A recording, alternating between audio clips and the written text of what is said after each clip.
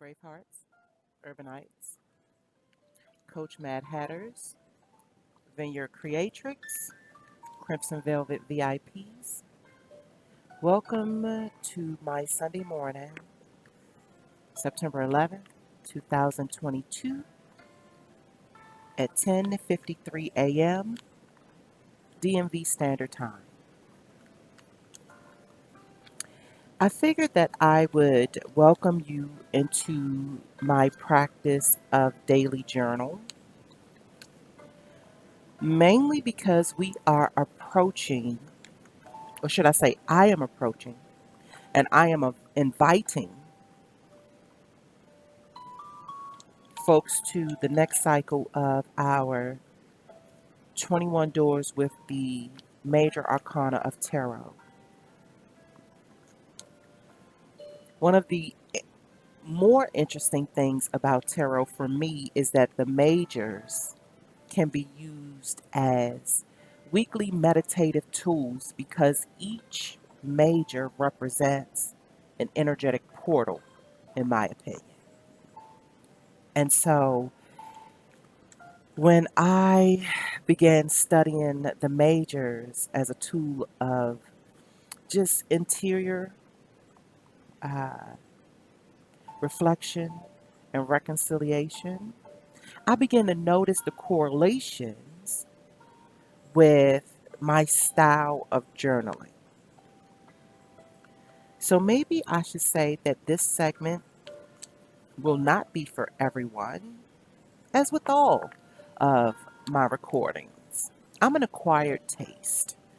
And the reason why I am is because I promote self discovery. And inside of a society that loves to produce cogwheel cogs, they love the cookie cutter mainframe. They love that as the mainframe. I am persona non grata. When I show up, I am talking about individuation. I am talking about knowing thyself. I am talking about the non physical relationships, that inner relatability. How do one relate to itself so that it can show up centered and harmonized and reconciled? How does one reconcile with itself? What happens? What's the goings ons? What that be like? What's that all about? Because of this, I have identified more than one animal spirit.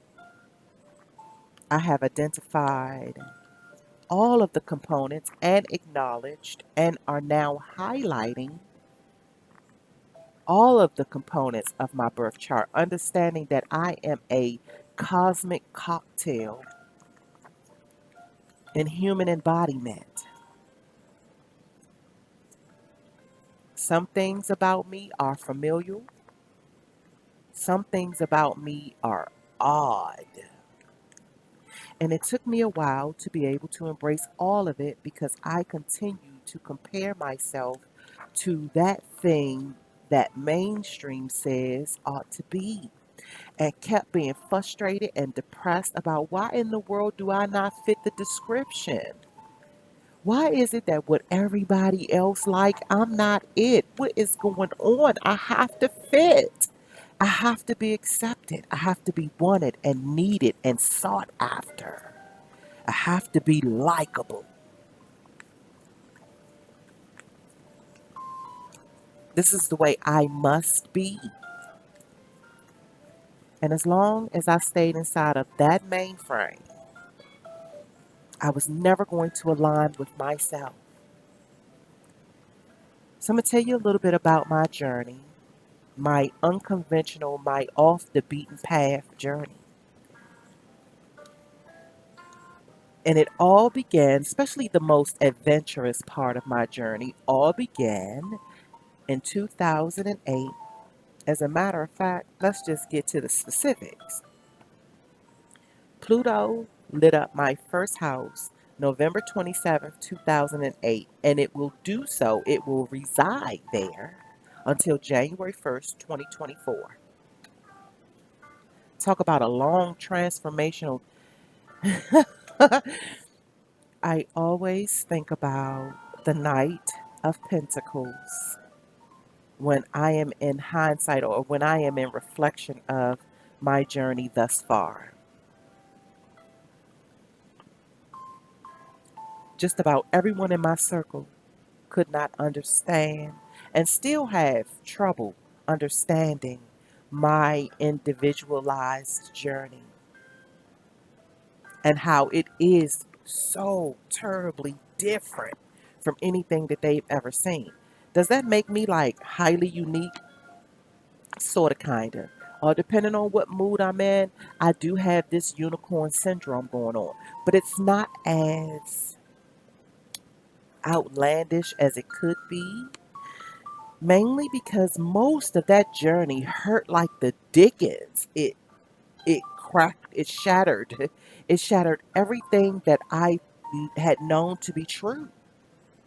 The way that I worked, the way that I earned money, the way that I lived, the way that I cared, the way that I showed up, what I was talking about, what I wasn't talking about, what I thought I know, what I found out I absolutely did not know.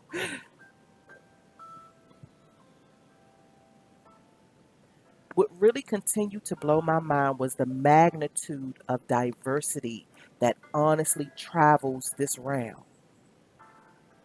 I was challenged with how I perceive the notions as above, so below. So now when I think about it, I often think about the situation of the chakra systems. And I say systems because something tells me, as with everything else, there's a mainstream version, and then there's a grapevine version, and then there's an underground version. Sometimes I wonder if the Underground Railroad is a metaphor for certain happenstances and timelines.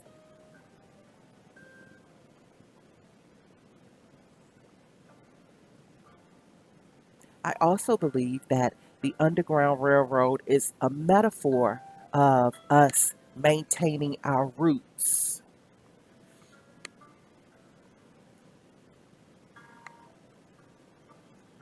I am still a bit stumped with how we reconcile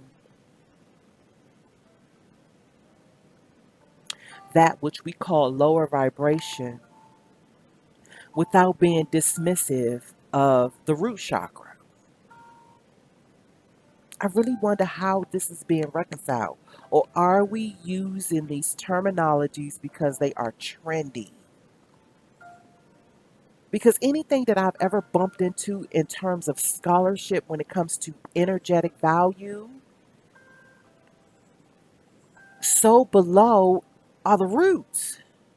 As above is the crown. Right in the middle of all of that is the heart chakra, which I believe is Grand Central Station, where both harmonize. Everything harmonizes inside the heart.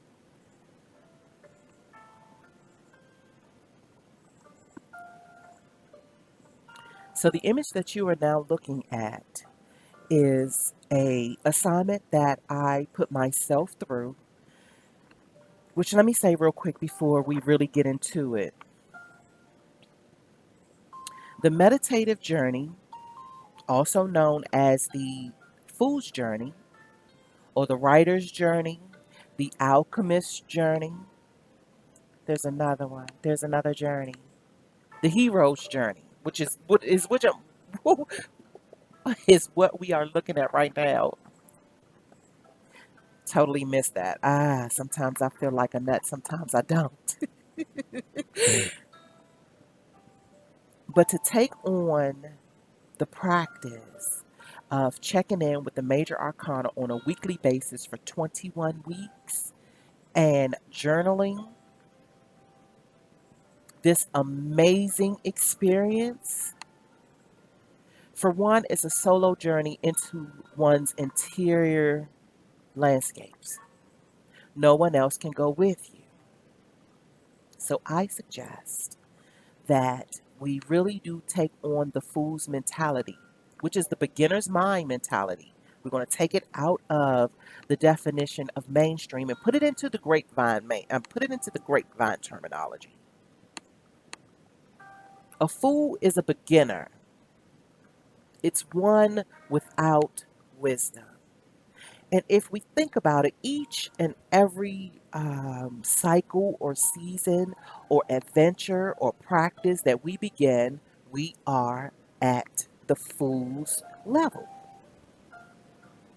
And so the fool, which is the number zero inside of the major arcana, goes through um, a portal, in my opinion. This is the way I've situated it, which has made this journey so remarkable. And so I view myself as the fool, and I interpret it at the beginning of each learning curve or the beginning of each new relationship. I am at ground zero. And so from this point forward, or this point around, and I think I've mentioned it before, even for me to think in terms of forward movement is linear. And the way that my life has unfolded since November 27th, 2008, has been contrary to everything that I had been taught from kindergarten up until November 27th, 2008.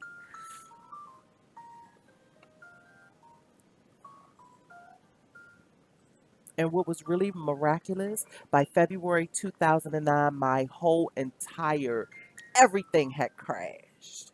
Many people don't know about it because I don't talk about it much. Everything had crashed and burned by February 2009. I honestly didn't know who I was or what I was here for.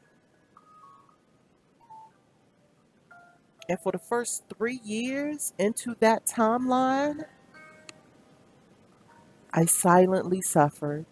And inside of my interior dialogues on a daily basis, I contemplated taking myself up out of here. And another odd thing with me is I don't look at suicide the way society or the social conditionings advise that I do, because I look at death as a transformation out of embodiment.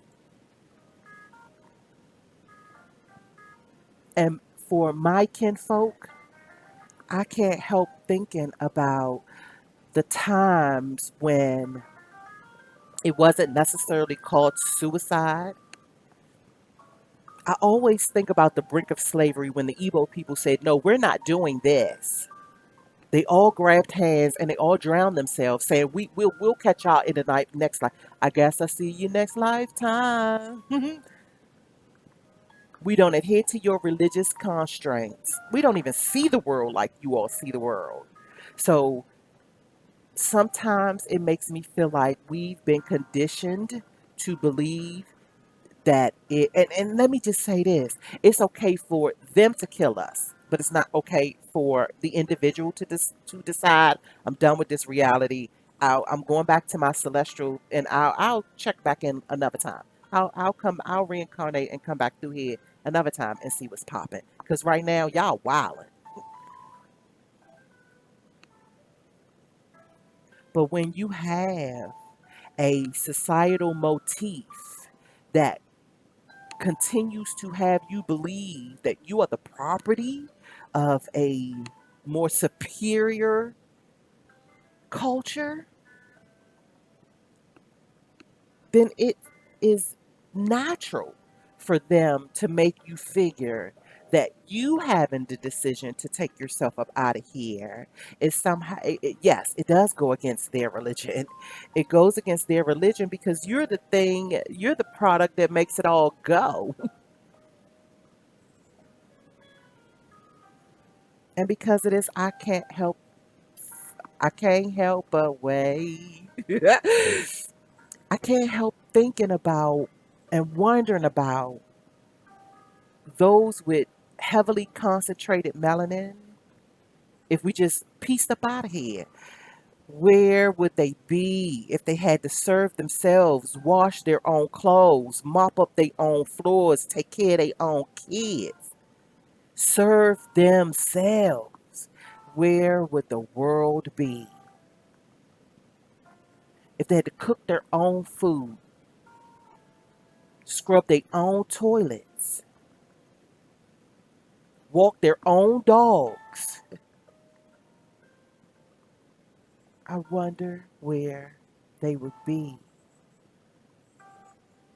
if they had to start recreating, procreating with themselves. I just wonder.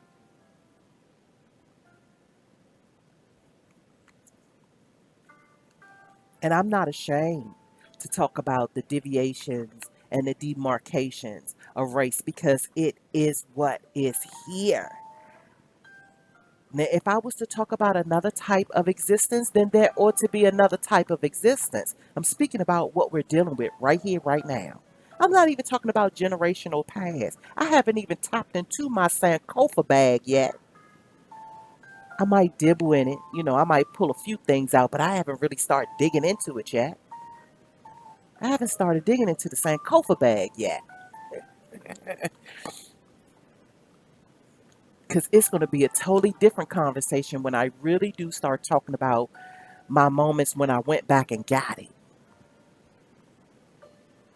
And I think that's where I am right now because we have had a true influx of everybody hitting record, me included, hitting record and talking about all that's wrong.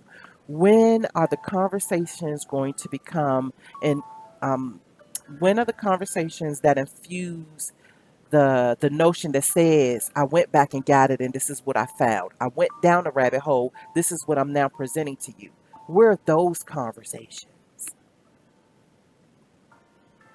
And so I know that I am now being challenged with speaking about what it is that I went back and got. And I already know this is truly going to push up against those that will tell you don't look back. The past is the past. Don't look back. I'm a firm believer in if you don't know where you've been, you're not going to necessarily understand where you're going when you get there. And I know I'm living proof of that because had my life not blew the fuck up, I would be a totally conditioned, getting up, going to work every day, probably be the all-star of the team, making wonderful money, living so folks call their best life. That's not the best life for me. But I would have been an American dreamer. That's what I would have been. I would have been chasing this American dream that was never meant for me. That was never cultivated for me.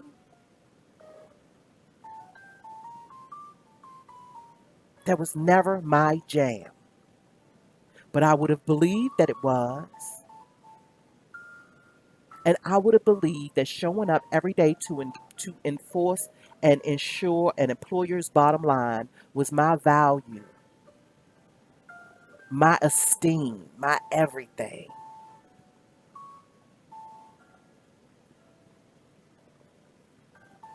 Because it has been rigged. It's been rigged to have us believe that the only way to exist is to be someone's employer or to become the employer and just work our bones to the grave. When I look at societies that are across the seas from here, and they don't even work 5 days out of the seven, they have a totally different mind frame around workmanship and labor.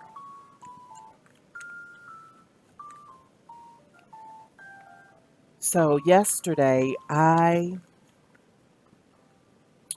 going to call it a pleasure. I had the pleasure of bumping into the audiobook that spoke about the reign of Julius Caesar.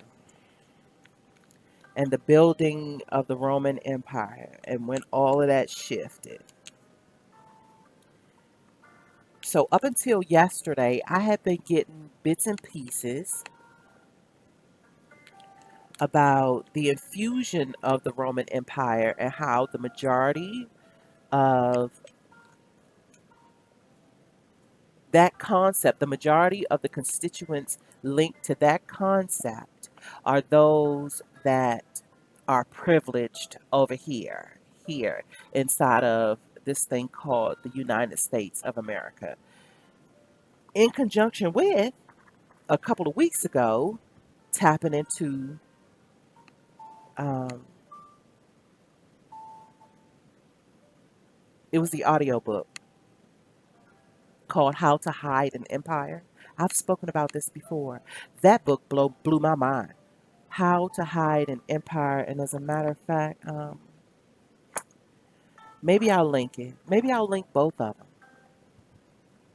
Because even with just those two connectors, had me understand a little bit more better about what is now unfolding. And not that those two are the primaries, but I'm amazed at how other things are now connecting to this particular spark of awareness. And when I say that the story of Julius Caesar and the building of this Roman Empire sounds a lot like what's going on right now with American political leadership. And this is the one thing that I wrote down because I listened to the audiobook throughout the night. So in and out of consciousness as I slumbered between I'd go to potty in the middle of the night and was able to listen to more. But throughout last night, all the way into the wee hours of this morning, which I made part of my full moon ritual, my my my uh, my grooming to my unconscious. So it played all night. I want to say this morning around 5 a.m. come into consciousness, and I did right at the moment where it was talking about the 10th of January 49 BC. Julius Caesar crossed the Rubicon River. And then I think about January 2019, and there were also some things and aspects and elements where it can be said certain folks crossed the Rubicon. That particular catchphrase means the point of no return, almost implies the burning of bridges. So when you cross the Rubicon, it's the point of no return, meaning damage has been done and it is uh, unrecoverable.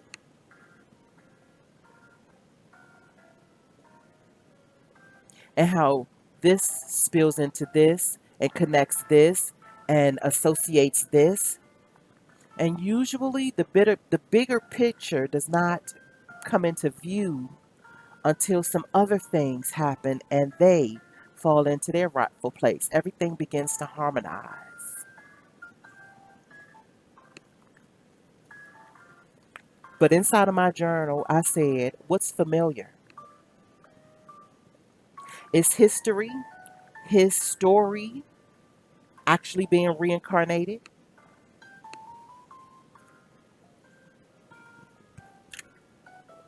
Because I know more than a handful of folks have been listening to the audiobook that I was just listening to over this night.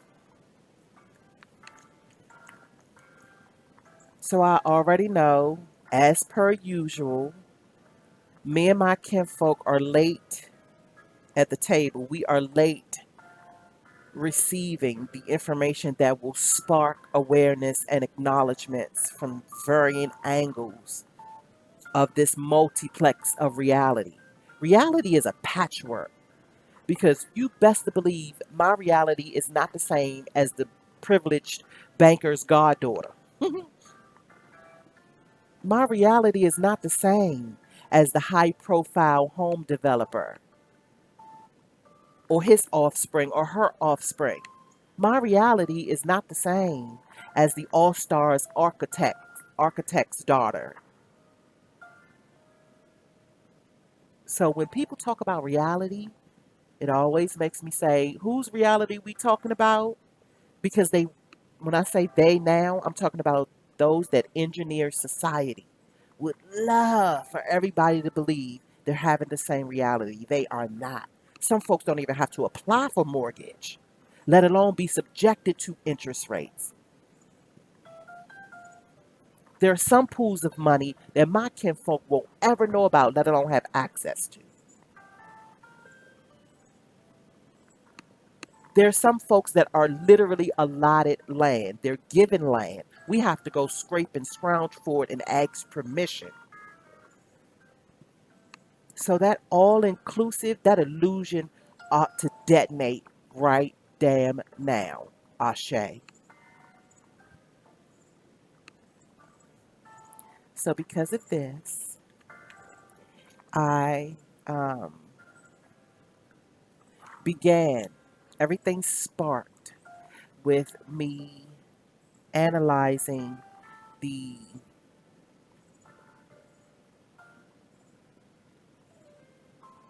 more popular journey called the hero's journey. And that's what we're looking at right now. And so this activity that I named the daily journal was me attaching a few images of the more important aspects that I've picked up while on this journey. So if we were to lay the hero's journey down as the foundation, and then this four corner cross that's in the middle of this spiraling maturation is the diagram that I picked up from Carl G. Jung when he is explaining the individuation process and how sensation is above, intuition is below.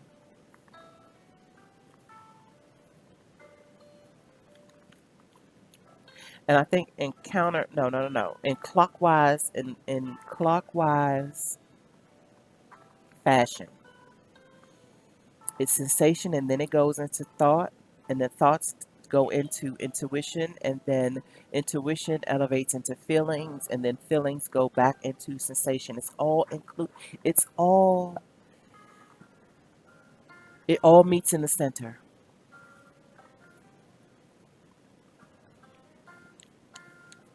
So I want to say it's been about 5 years since I put the cross diagram inside of the circular motion for this journey. And then not too long ago, I put the journey with the 21 majors on top of this. And then with me studying chess as the queen, especially as the queen writer, as the queen scribe,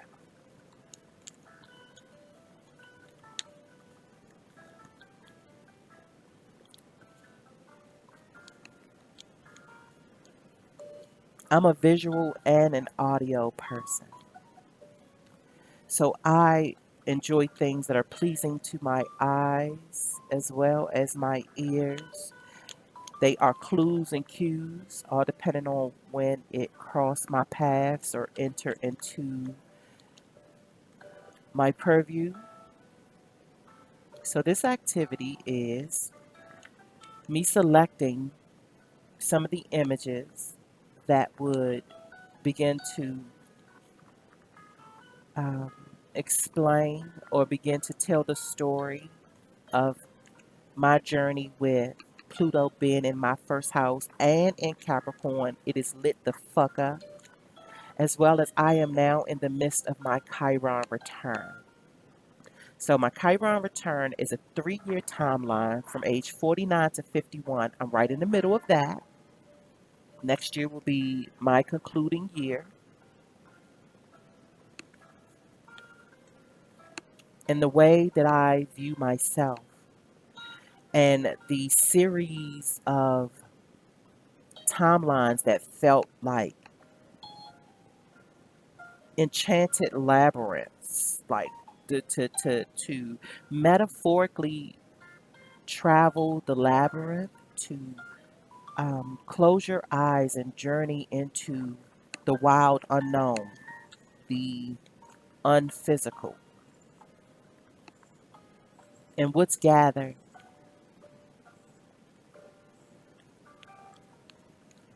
Because being an earthling, you can have a non physical experience simultaneously with your physical experiences and harmonize them to cultivate a brand new experience. And then that gets weaved in and patchwork into the tapestry that is called your existence.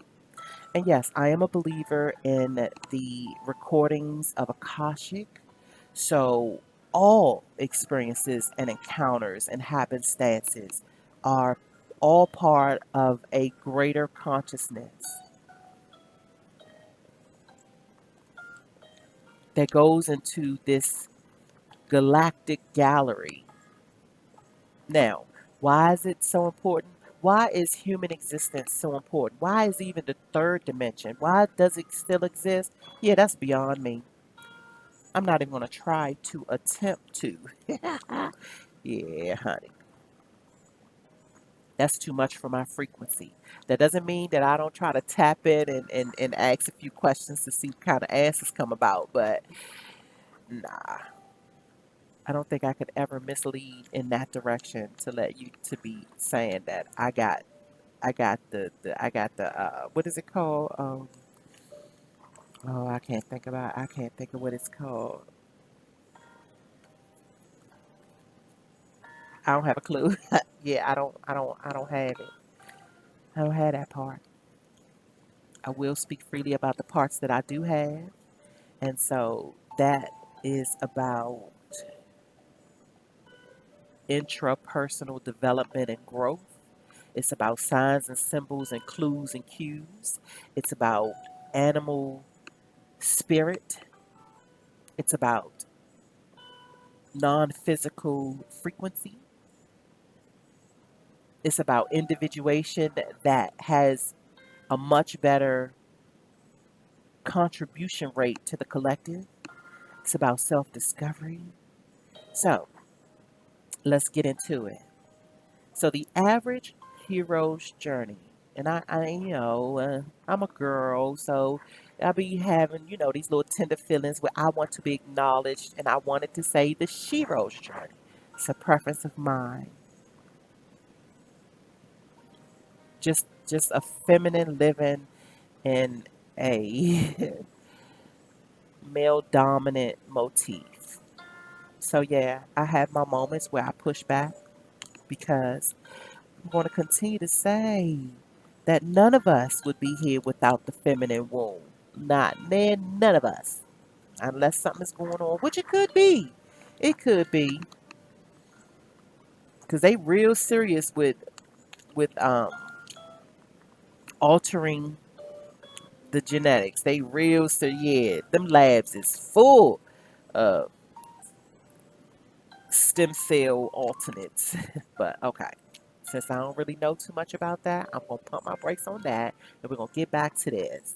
Okay, so one's original round, and then they get the call, and then they refuse the call, and then they meet up with mentors, and then they cross the threshold, and then they have all these tests, and then they meet their allies as well as confront their enemies, and then they have this innermost cave moment, and then they have the ordeal, And then they had the rewards and season of the sword. And then they're on their road back. And then they resurrect. And then they return with life's elixir. And then they are back at the ordinary realm to see if they get ready to take the call and refuse the call and meet up with the mentors and crossing the threshold. And a whole new set of tests and allies and enemies. And then they hit the innermost cave again. So, with the innermost cave being 7 and my life path number being 7, and one of my favorite numbers being 7, and then I'm paying attention to the cycles of 7 and the seasons of 7, is all these things attached to 7. And right over the innermost cave is the tag of intuition, which is below. I think probably until I leave this realm, I am going to be wondering how it is that we are missing the mark with anything being below, considered low vibratory, is lunar feminine. And we all will speak about balance, but then in our very next couple of sentences, we are talking about this solar high vibe.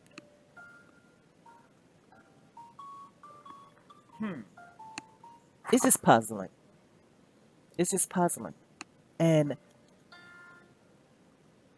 I'm going to continue to say this. I am waiting for the information that is the contrary. I'm waiting for the information that says lower vibes is not feminine frequency, is not the root chakra. Because everything that I'm coming across, and I'm like, how are we constantly missing this unless we are not sensitive to what it is we talk about and how we define things and the value by which we are defining these things?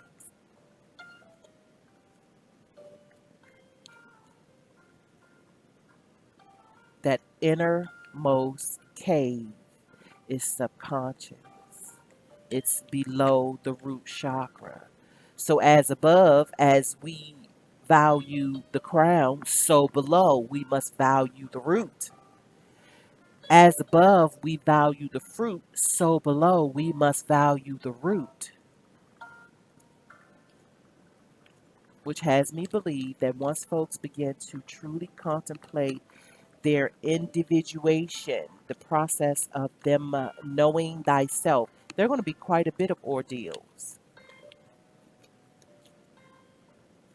And seizing the sword, in my opinion, is one's ability to journal what's happening with them, what they are processing, what they are feeling.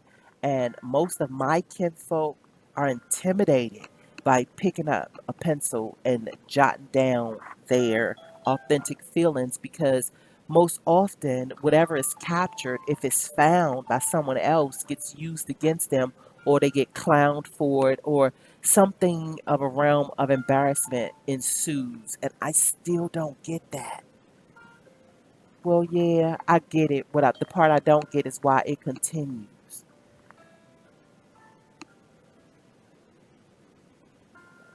It's almost along the lines of how a slave woman can kill her children to keep them from being enslaved when she was forced to breed them in the first place. We still have yet to talk about all of that residual energy, all of that sexual energy that was never reconciled from a people that were bred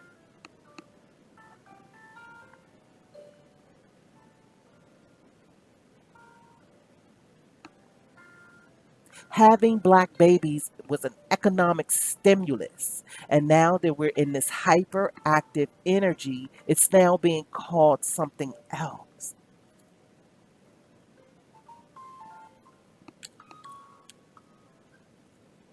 I think that's part of our ordeal as a collective.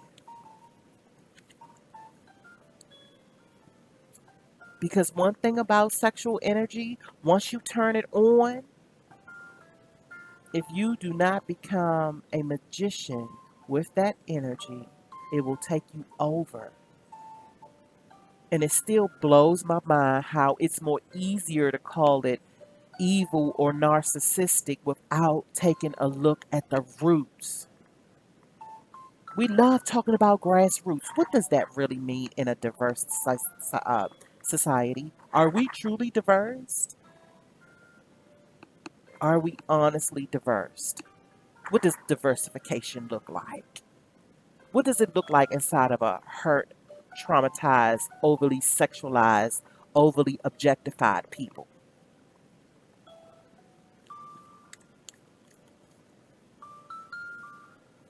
Because, in my opinion, it feels like we're trying to heal without taking a look at everything. We're trying to put puzzles together without acknowledging certain pieces. We don't want the whole thing. We don't want to be whole for real. Because then that means we'd have to make way for that which is not so savory, that which is not so picture perfect, that which excludes the window dressing, naked.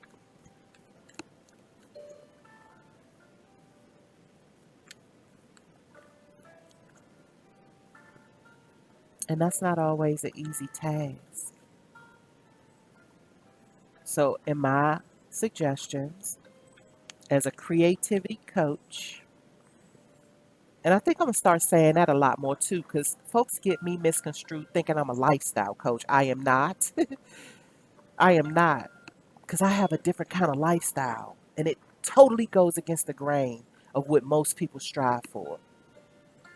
And they be in awe when they find out that I don't pursue the way they pursue. And then they're looking at me like something's wrong with me. Versus I'm just different. I view the world differently. I've always viewed the world differently. My trauma started at 6. 6 years old, my trauma began. And I think I talk about Dr. V quite a bit. I used to work for Dr. Vincent, and he is the one that said everything that has happened to you in your lifetime was meant to be, and in some aspects was already predetermined uh, in your celestial version of self. And I'm like, so you mean to tell me that I set this up to be violated at 6? Dr. V, what the fuck is you talking about right now? Of course, I ain't say that to him, but this is what I'm thinking about. What are we talking about right now? And I honestly got upset with him. But because he is an elder in my neighborhood, this wasn't like a me going to work for strangers. You know, honestly, when we go and apply for these positions with these big companies, we're going to work for strangers. No, this was a neighborhood business, small business, neighborhood business. So even for me to get upset with him would not be a reason why I'm about to go call EEOC, or because that wasn't what the thing was. Me working for him was like me working for my uncle.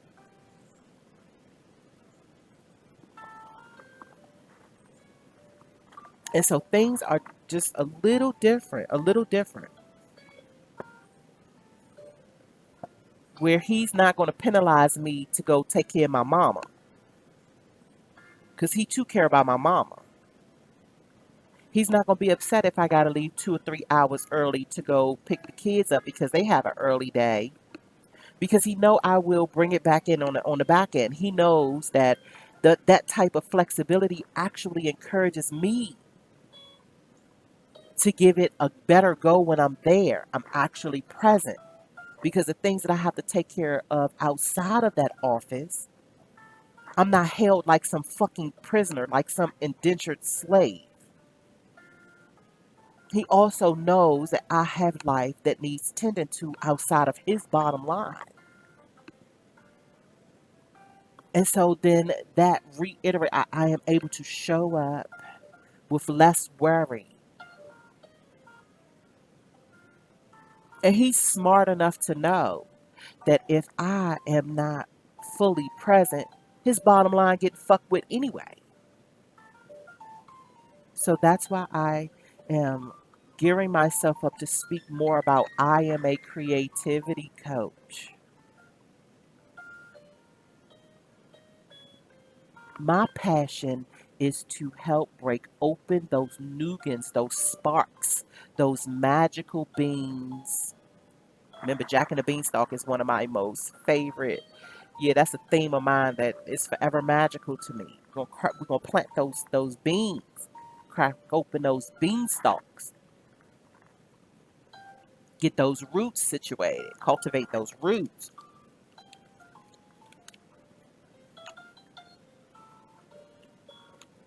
So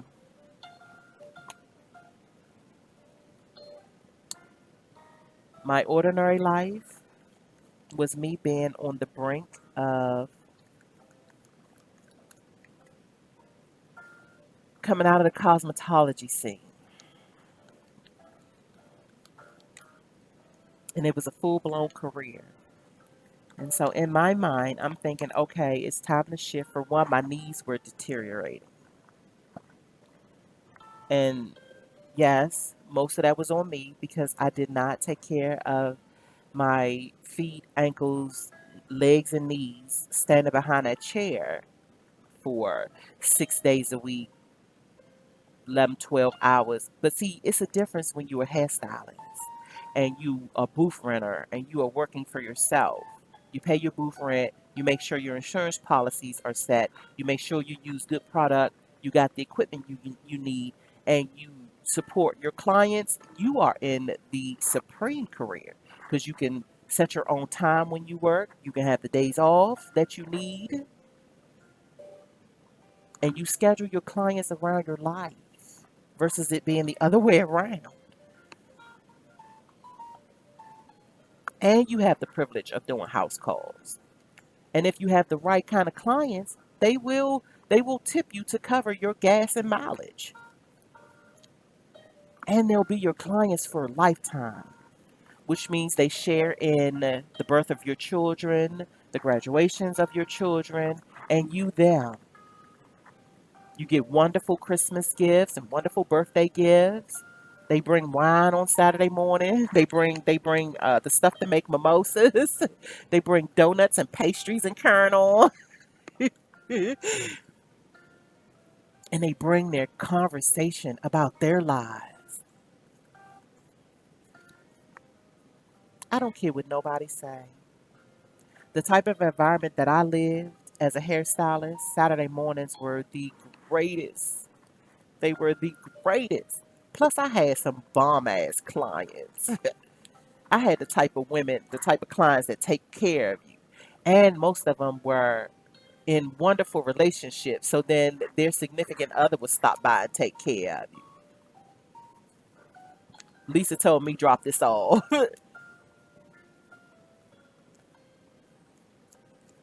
Beautiful thing. It's a beautiful, beautiful thing when you're able to work and be employed or be part of support staff of the neighborhood frequency.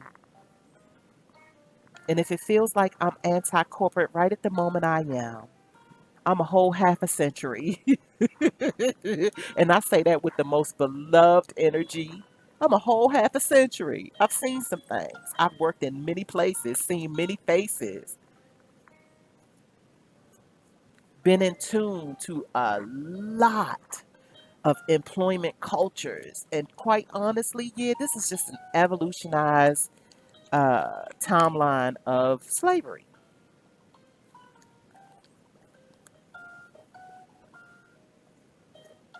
And I don't think anybody is going to act like they do not know the difference in their workplaces.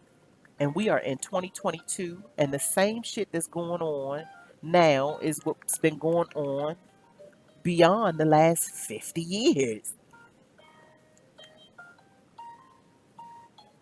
So, this upcoming cycle for 21 Doors begins October 2nd, and each Sunday turns over a new week, which means you will attend to a new door.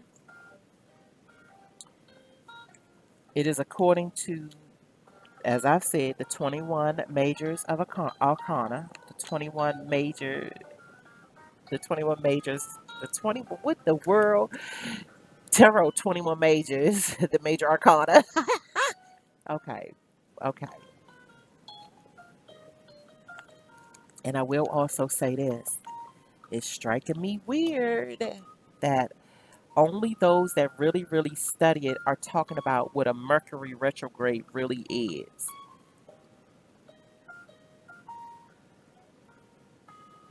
So the retrograde means to review, reflect, recite,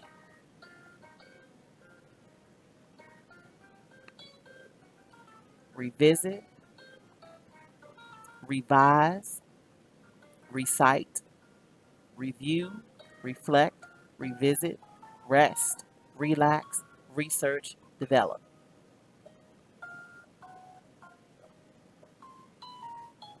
And so sometimes I believe that the stumbling in communication is because Mercury is like, I need a fucking rest too. And so seeing as that I'm speaking for Mercury right now, seeing as that I am the main conduit of communications. I am the deity, I am the force that is able to pull the messages from the upper realms as well as the lower realms. I am the one that can go as above and so below, pull the messages. I am the grand central station of correspondence, and even I need a break. So when I am in retrograde, that means that these communications ought to be inward. We ought to be speaking more in our internal spaces than we are in our external spaces.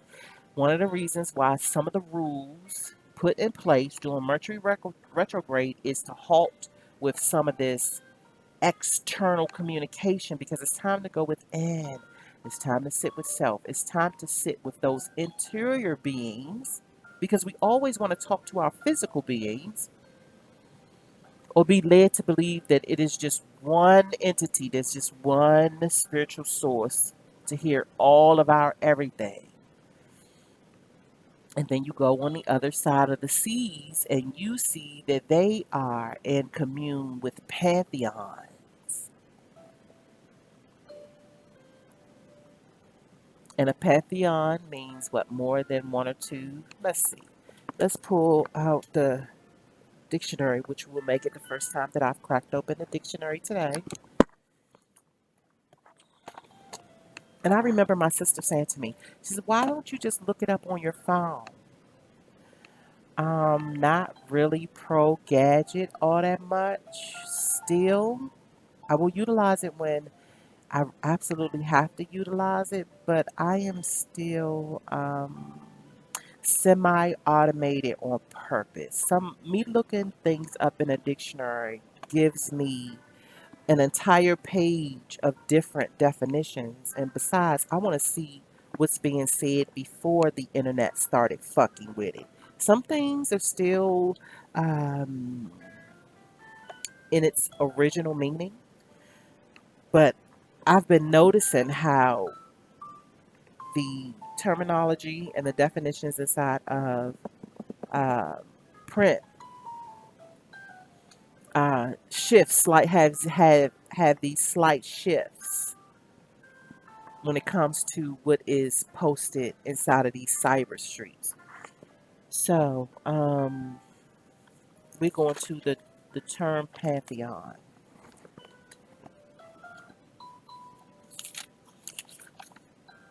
Okay, so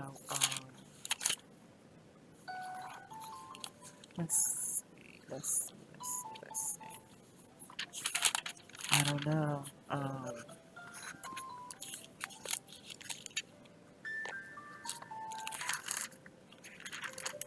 And I guess you say, Thea, by this time I could have went on ahead and clicked it up on the internet, and while you still flipping through pages, I done found it.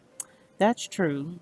But then I am the tortoise, and so if you could just get the visual of now, I have all of these words at a glance. And so as my eyes are skimming, there are other things that I am picking up versus I am typing in and it's just giving me that.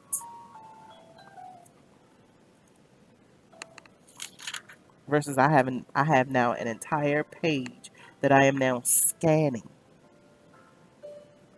And each and every time I pick up this dictionary and I go scanning, there's other things behind the scenes that's happening. So let's get to the Pantheon. If I can figure out how to spell it. And it's weird because I was just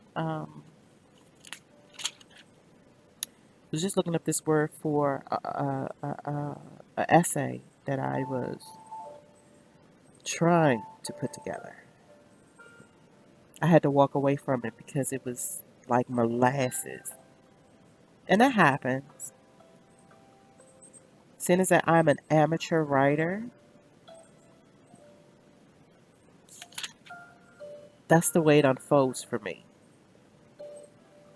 My pieces come in pieces. Yeah, okay, there we go. I was like, because I'm trying to talk, and yeah, sometimes I can't walk and chew bubblegum. Okay, let's go back. Let's hit it. Here we go. All the gods of a people. All the gods of a people. Hmm. Interesting. It also says a group of famous persons. A public building commemorating and dedicated to the great persons of a nation. So yes, the pantheon is all the gods of a people. But if we grow up in this socially engineered motif, then it's only one God, a son, and not even a mama. It's a Holy Spirit. It's not even a mama, like it is with everything else in this realm. That's peculiar to me too. But anywho,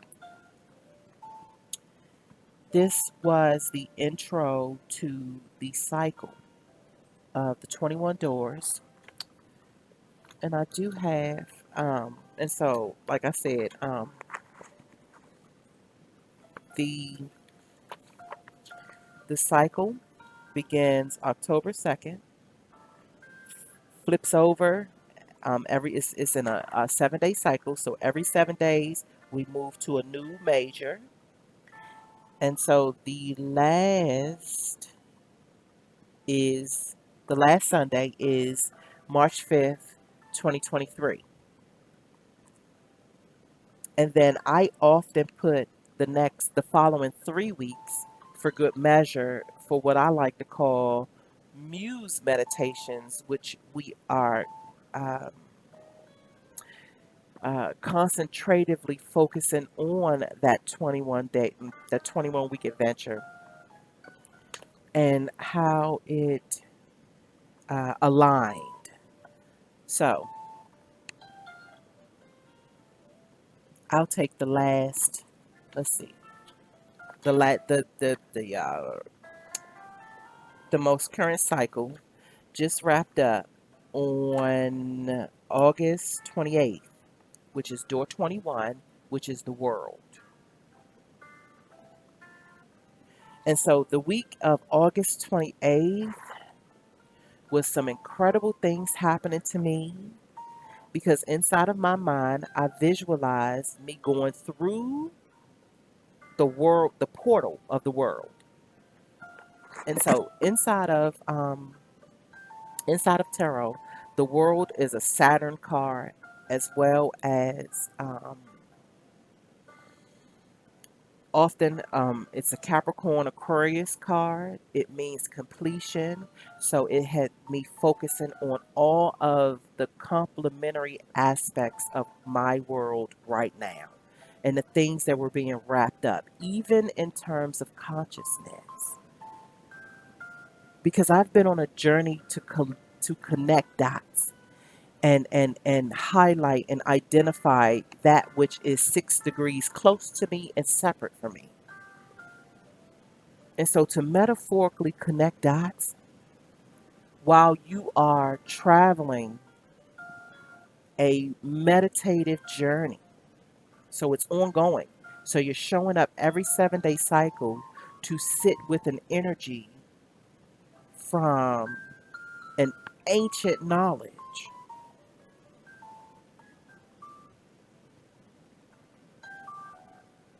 And so you take the meanings and the clues and the cues that are situated with that particular major, and you just observe your that 7 day cycle inside of that energy. And so when you are communing with that energy, it's going to highlight because you've brought that energy to the forefront of your point of views. And meditatively, you are looking through the lens of that particular major and how it's associated with the way your life is unfolding, the people who are coming, the people who are leaving.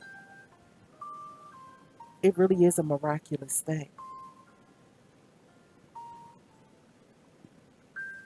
And so the week of August the 28th, so many complementary angles begin to highlight, they begin to reveal themselves to me. And it was truly in conjunction to my unique paths. So it's not something that I could go and tell someone else to tap into in terms of advice or suggestions. This was about me knowing thyself. And that's already the intention. So every Sunday, I was entering into a new portal that was in conjunction to that particular major that was assigned. So Sunday, October 2nd, is the Sunday that I like to call Suite Zero, like Suite 202. This is Suite Zero.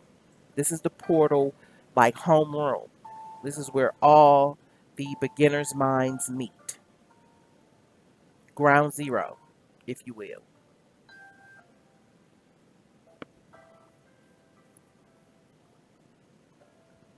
And that's where the rebuilding begins.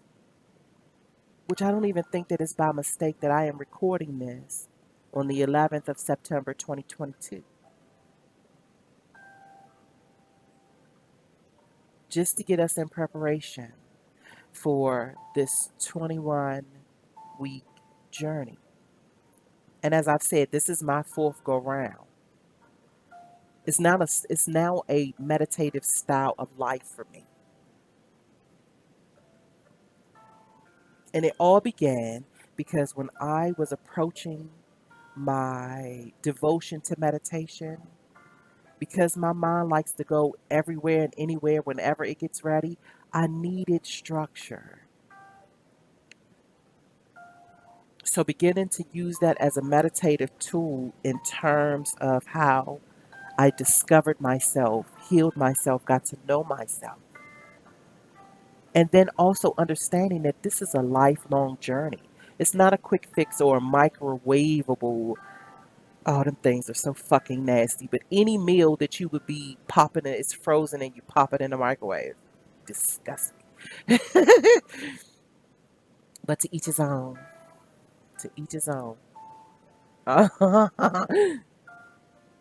always identified as the sacred tortoise. And that's just because of my cosmic makeup. It's the way I'm built.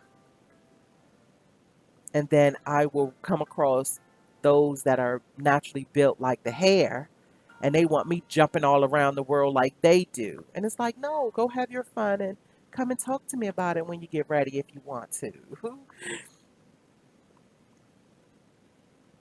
I'm not going to try to shift you from your lane, and you damn sure not going to shift me from mine. That's the way life goes, right? That's the way love goes. You got to be able to respect the diversity and vibrancy and vibe.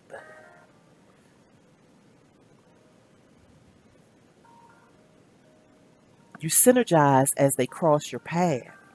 And if you find someone that you can vibe with on a longer frequency or on a more elaborate frequency, then you partake in that and you gain your gratitude. Just like we don't know origination dates, we don't know expiration dates.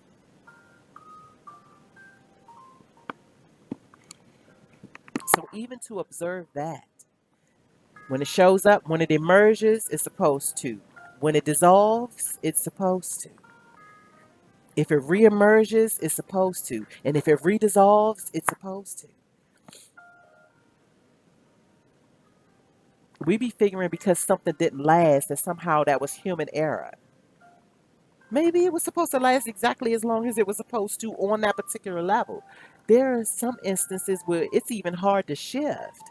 We were romantic for this many years, and now the friendship is what needs to take center stage.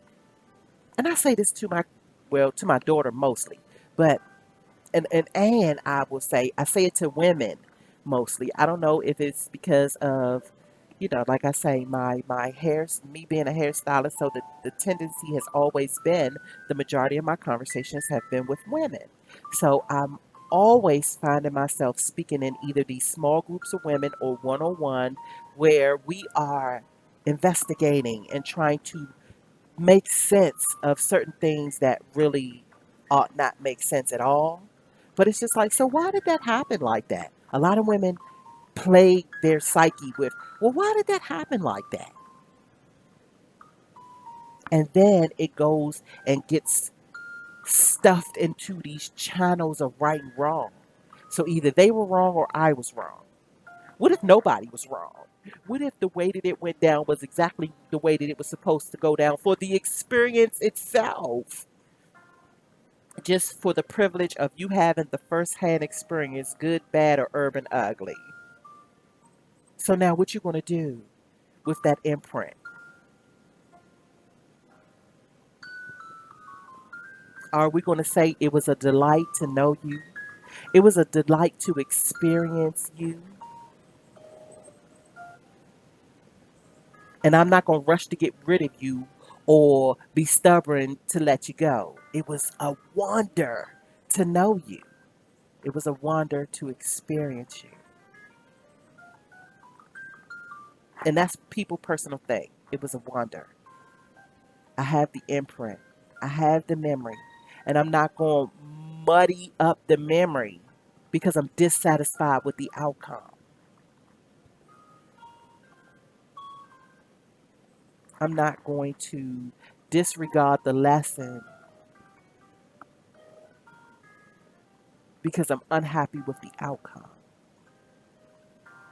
Outcomes don't belong to us because if they did, things would be unfolding a little bit more different with regards to what satisfies us and what doesn't satisfy us. Run the gamut across the board, across the spectrum of this thing called diverse human experiences. And so I'm going to end it here to say, do we really know what diversification is? Same way I opened it. Do we know? Do we honestly know? Are we honestly going to understand that it's always been diverse? We've been conditioned to figure otherwise. It's always been diverse. But if you're blind to what's going on overseas, or you're blind to what's going on in other cultural denominations, you're blind to these things. And you figure that what you are experiencing is the ultimate. And then the moment you get introduced to something totally different, you want to kill it because you don't understand it. You're not sure about it. It threatens everything you know.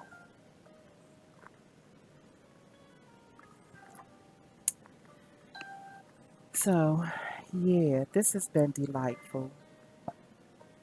I will leave, at the end of this, I will leave the chosen deck of tarot cards that we will be using this go round, as well as the suggested journal.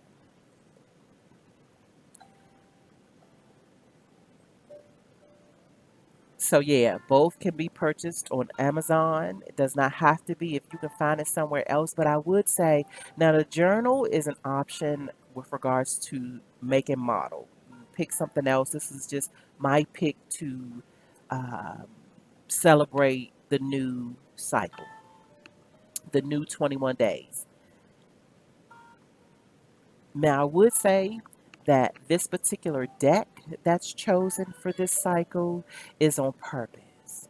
But if you already have a deck, no worries. All major arcanas will give you the same type of frequency when you go to meditate. But I will say, with each turning week, pull that particular card, view it, observe it, and pay attention to the thoughts and the hunches that come as a result of you meditating on the cards and the characteristics of the energies associated with that card.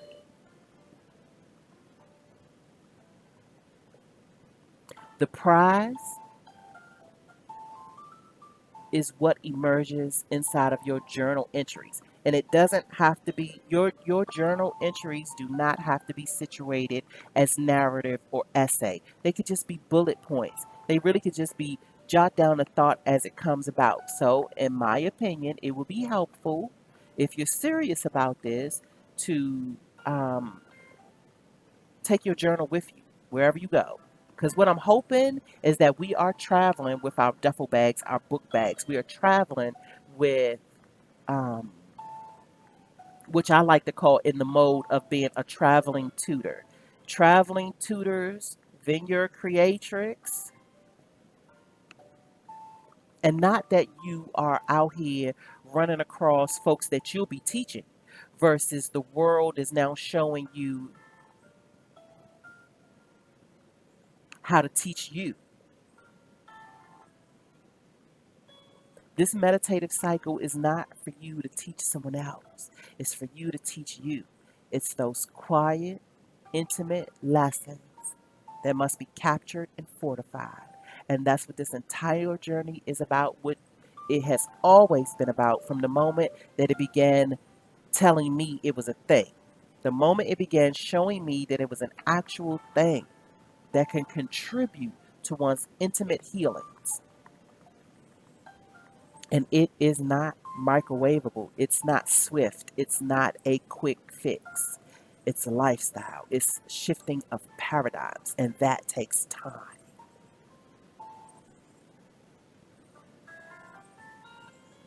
And it doesn't even mean that you have to stay to it where you are going to uh, be locked in every week. Because there have been some weeks where I didn't have a chance to sit with it and meditate with it at all. And I did not, you don't go try to backtrack. Because, like I say, if we are cultivating a lifetime of this, if this is a lifestyle, then you will go through the cycle again. And so, usually the way that it works is that the last Sunday is in March, then the rest of March is it's off. It does not, you take a break, you step away from it, and then in April is when it tallies up again. And I have a schedule for the next couple of cycles, and I will post that probably after um, the October cycle begins. So, yeah, I believe that is it. Um, all questions are welcome. So you can get in touch with me and ask your questions. It is not anything that you have to sign up for, enroll in. The cost is your devoted attention to yourself because this isn't my content. It's content that was already out there and I just synergized it for the sake of my internal frequencies. And I'm always a sharer. I always share. Whatever I bump into, especially if it ignites me, I'm sharing it. Some folks think I overshare, and that's okay. I am who I am. I am that. I am. I am an overshare, especially when it comes to intelligence and content and ways that we can better see the world and have good relations with ourselves. So, yeah, until next time, I wish you well.